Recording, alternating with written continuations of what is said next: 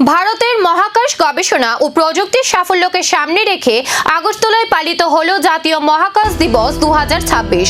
মঙ্গলবার Tripura space application centre এবং north eastern space application সেন্টারের যৌথ উদ্যোগে এই বিশেষ কর্মসূচির আয়োজন করা হয়। এবারের অনুষ্ঠানের মূল ভাবনা ছিল ইন্ডিয়া স্পেস জার্নি টুয়ার্ডস বিকশিত ভারত 2047। অনুষ্ঠানে ভারতের মহাকাশ গবেষণার অগ্রগতি এবং দেশের উন্নয়নে মহাকাশ প্রযুক্তির ভূমিকা তুলে ধরা হয়। কৃষি, যোগাযোগ, পরিবেশ, দুর্যোগ মোকাবিলা ও পরিকাঠামো সহ বিভিন্ন ক্ষেত্রে মহাকাশ প্রযুক্তির ব্যবহার নিয়েও আলোচনা করা হয়। পাশাপাশি আগামী প্রজন্মের মধ্যে মহাকাশ বিজ্ঞান নিয়ে আগ্রহ তৈরি করাই ছিল এই কর্মসূচির অন্যতম লক্ষ্য।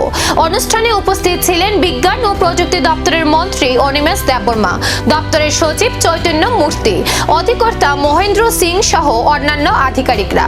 বিভিন্ন স্কুল ও কলেজের ছাত্রছাত্রীরাও এই কর্মসূচিতে অংশ নেন।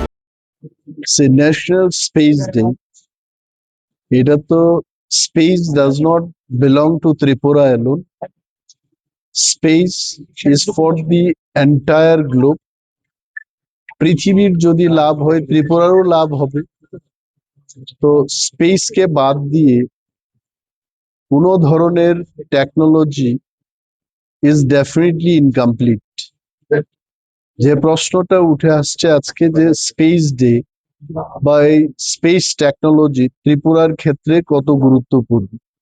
ত্রিপুরার ক্ষেত্রে সাংঘাতিক গুরুত্বপূর্ণ, কারণ আমাদের এখানে ফরেস্ট আছে, ইন্টারন্যাশনাল বর্ডার রয়েছে, আমাদের ফার্মার্সদের জন্য, ফিশারিদের জন্য, সমস্ত কিছুর জন্য আমাদের যে গ্রাউন্ডে যারা কাজ করছেন তাদের যে দুইটি চোখ, এই চোখটা স্পেসে আরো একটা পেয়ার চোখ দিয়ে আগেভাগেই আবহাওয়া সম্পর্কে বা ফরেস্ট ডিস্ট্রাকশন সম্পর্কে, ইন্টারন্যাশনাল বর্ডারে কি হচ্ছে, এই সমস্ত জিনিস যদি তদারকি করতে হয়, স্পেস সায়েন্সকে বাদ দিয়ে কোনোটাই সম্ভব না।